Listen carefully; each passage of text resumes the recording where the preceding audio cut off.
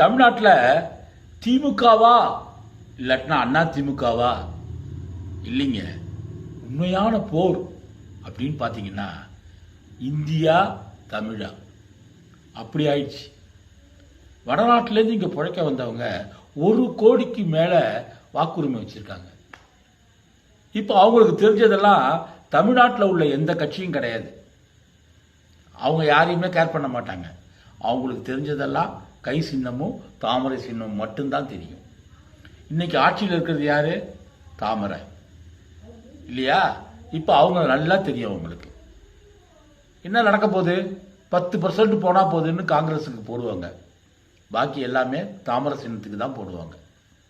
So கொஞ்சம் கொஞ்சமாக நம்ம தமிழ்நாட்டில் உள்ள அத்தனை சுதந்திரத்தையும் இழந்துக்கிட்டே வரோம்.